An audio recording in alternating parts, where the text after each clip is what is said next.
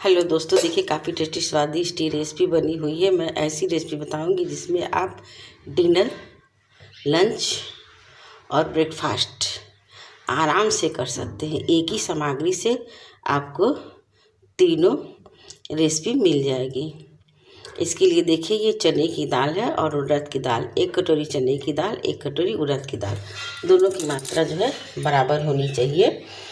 और जो है इसको 3-4 घंटे के लिए गुनगुने पानी में भिगा दीजिए। फिर अच्छी तरह से इसको मिक्सी के जार में डाल करके पीस लीजिए। पीसने के बाद इसमें 1 चम्मच हल्दी, 1 चम्मच तीखी वाली लाल मिर्च। अगर आप तीखा नहीं खाना चाहते हैं तो आप हल्का तीखा ही करिएगा। 1 चम्मच धनिया पाउडर, और इसमें जो है आपको 1 चम्मच काली मिर्ची पाउडर, 1 चम्मच जीरा पाउडर। देखिए ये जीरा पाउडर है, भुना हुआ जीरा है, इसका 1 चम्मच आप डालिए। और 1 चम्मच आपको गरम मसाला, ये गरम मसाला मैंने घर पे ही बनाया है। काफ़ी तीखा टेस्टी ये गरम मसाला है। 1 चम्मच आप डालेंगी तो आपकी सामग्री एकदम गमगमा जाएगी। इतना अच्छा ये बना हुआ है। मुझे मिर्ची कम लग रही है इसलिए मैं 1 चम्मच मिर्ची और डाल रही हूँ, क्योंकि ये तीखा बनता है तभी ये खाने में अच्छा लगता है।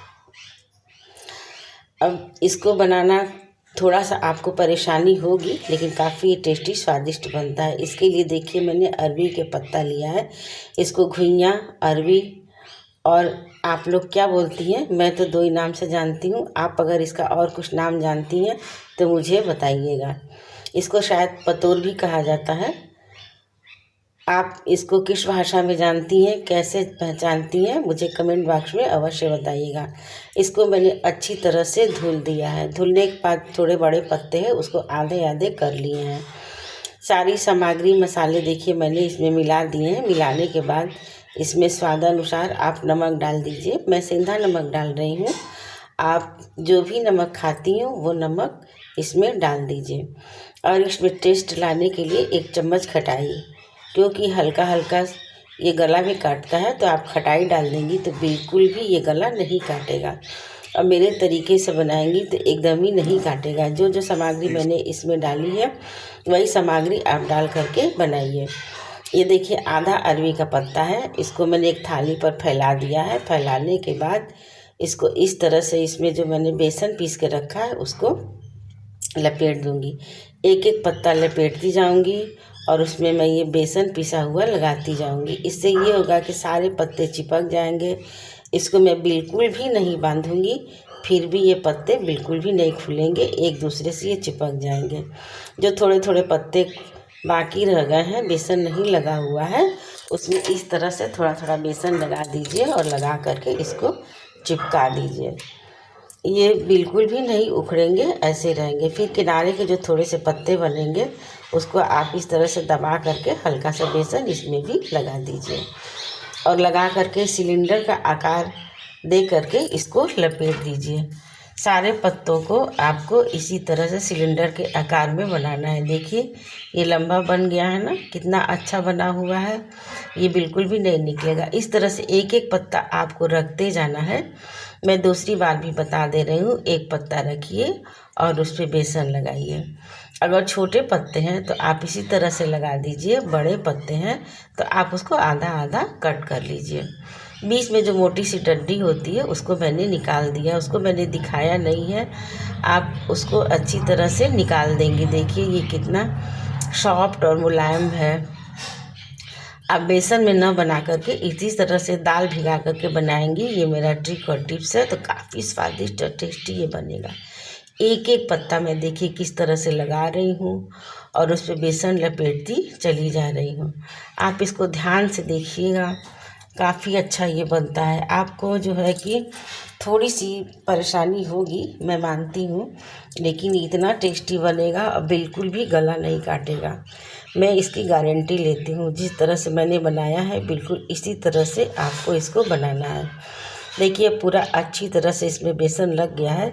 मुझे पत्ता कम लग रहा है, इसलिए 1-2 पत्ते मैं और इसमें लगा देती हूँ और इस तरह से इसको बेसन में डुबा देती हूँ। बेसन लगाने के बाद आप एक किनारे पे थोड़ा सा पत्ती मोड़िए। मोड़ने के बाद इस पर फिर आप बेसन लगाइए। फिर जो किनारे का पत्ती है उसको भी मोड़िए, फिर उस पर थोड़ा सा बेसन लगाइए, फिर थोड़ा सा बेसन लगाइए। इस तरह से आप इसको मोड़ती जाएंगी तो ये काफ़ी अच्छे से बनेगा, चिपक जाएगा। इसको आपको बांधने की भी ज़रूरत नहीं पड़ेगी और किनारे किनारे के पत्ते उसी गड्ढे में इसको दबा दीजिए। दबा करके इसमें थोड़ा सा बेसन फिर से लगा दीजिए। देखिए जो जो पत्ते निकले हुए हैं, निकलने का डर है, चांस है, उस पत्ते को मैंने इस तरह से बेसन में लपेट करके चिपका दिया है। ये 2 सिलेंडर बन चुके हैं। मैं काफ़ी बना करके रख लेती हूँ और इसको कट करके फ्रीज में रख देती हूँ। जब भी मन करता है या कोई मेहमान आता है, मैं फटाफट इसको निकालती हूँ और बना करके उनको परोस देती हूँ। वो लोग काफ़ी अच्छा उन लोगों को लगता है और पसंद करते हैं। अब इसको बनाने के लिए देखिए सिलेंडर तैयार हो चुके हैं। अब एक कढ़ाई में हमको पानी डालना है। पानी आप जो है कि गिलास से 2 गिलास पानी डाल दीजिए और पानी डाल करके इस तरह से उसमें एक स्टिक रखिए कि पानी न छुए, पानी के ऊपर ये रहे और सारा ये सिलेंडर उठा करके उसमें आपको डिप करना है, मतलब डालना है। जब पानी खौलने लगे तभी आपको उसमें डालना है, इसके पहले नहीं डालना है। देखिए मैंने ये जो है स्टिक इसमें लगा दी है और लगाने के बाद इसमें मैंने डाल दिया है। डालते हुए मैं नहीं दिखा पाई हूँ लेकिन मैं आपको बता रही हूँ। देखिए अब ये उबल चुका है, सिर्फ ये भाप से उबला है, इसमें पानी बिल्कुल भी नहीं गया है। एक चाकू लीजिए और उसकी सहायता से गोद करके देखिए कि ये पका है कि नहीं। अगर ये पका है तो जो है ये चक्कू में नहीं लगेगा और अगर ये नहीं पका होगा तो चक्कू में अवश्य ये लग जाएगा। तो मेरा तो ये हो चुका है, चक्कू में नहीं लग रहा है। अब इसको देखिए मैं कढ़ाई से बाहर इसको निकाल करके रख रही हूँ। एक एक सिलेंडर देखिए कितने अच्छे से बाहर निकल जा रहा है, न टूटा है न एक को पत्ता बिख रहा है, बिल्कुल सब एक दूसरे से चिपके हुए हैं। अब जो आपके पास नाइफ़ तेज़ हो, तेज़ धार वाली, उससे आपको एक एक पीस में कट करना है। अगर आप इसको रस्से वाला बना लेंगी तो नॉनवेज खाना तो भूल ही जाएंगी। इतना टेस्टी स्वादिष्ट ये बनता है जिसका मैं आपको वर्णन बता नहीं सकती हूँ। काफ़ी अच्छा टेस्टी ये बनता है। सारी सब्जियाँ एक तरफ, अरवी की पत्ती एक तरफ, ऐसी ये सब्ज़ी बन करके तैयार होती है। अब ये थोड़ा सा ठंडा हो जाने दीजिए, गरम गरम काटेंगी तो ये बिखर जाएगा। थोड़ा सा ठंडा हो जाए तो चक्कू की सहायता से इसको कट कर लीजिए। देखिए अब ये ठंडा हो चुका है। अब चाकू की सहायता से छोटे छोटे पीसों में मैं इसको कट कर लूँ। बिल्कुल आसानी से देखिए कट जाता है। अगर पका हुआ है आपका तो बिल्कुल ये नहीं बिखरेगा। इसको आप चाहे तो फ्राई करके खाएं, चाहे तो रसम बना के खाएं, चाहे तो चावल दाल के साथ खाएं, पराठे के साथ, पूड़ी के साथ, यहाँ तक कि आप इसको चाय के साथ भी इंजॉय कर सकती हैं। क्या मस्ती है। शाम की चाय में इसको अवश्य लीजिए, आपके भूख को भी कंट्रोल करेगा और टेस्ट भी बढ़ाएगा और चाय का मज़ा तो दुगना ही दुगना हो जाएगा। है ना ये अच्छी बात। अगर आपको मेरी रेसिपी पसंद आएगी तो लाइक और सब्सक्राइब करिएगा, ज़्यादा से ज़्यादा शेयर करिएगा।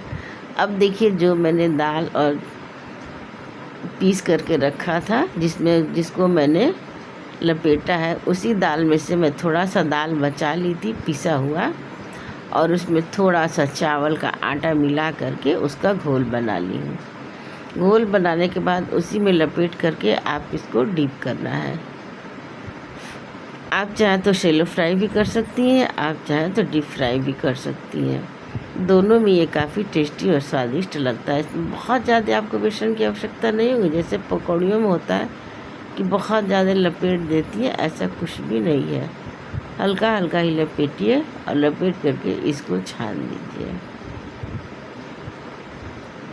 लेकिन याद रखिएगा, जब एक बार वो अच्छी तरह से लाल रंग का, सुनहरे कलर का हो जाए तभी आपको पलटना है। अगर आप जल्दी से पलट देंगी तो आपका ये टूट जाएगा, बिखर जाएगा। एक तरफ लाल हो जाए तब दूसरी तरफ धीरे धीरे आप इसको पलट दीजिए। इस तरह से सारी पकौड़ियाँ मैंने धीरे धीरे देखिए पलट दी है। पलटने के बाद हल्का सा तेज़ आंच करिए और तेज़ आंच करके उस पर इसको पकने दीजिए।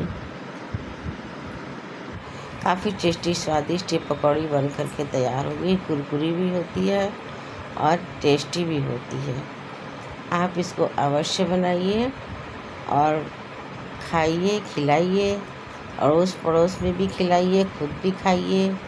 अगर आपको टेस्ट में बेस्ट लगे तो आप लाइक और सब्सक्राइब अवश्य करिएगा और ज़्यादा से ज़्यादा शेयर करिएगा कि इस पत्ते की पकौड़ी में कितना टेस्ट है, कितने अच्छे से ये बना हुआ है और कितने लोग इसको पसंद कर रहे हैं। जितने लोगों ने इसको खाया है वो मेरे कमेंट बॉक्स में अवश्य बताइएगा क्या आपने इस तरह से बना करके इसको खाया है। अगर खाया है तो अवश्य लिखिएगा कि आपने खाया है, कब खाया है, कहाँ पे खाया है और इसको क्या बोलते हैं।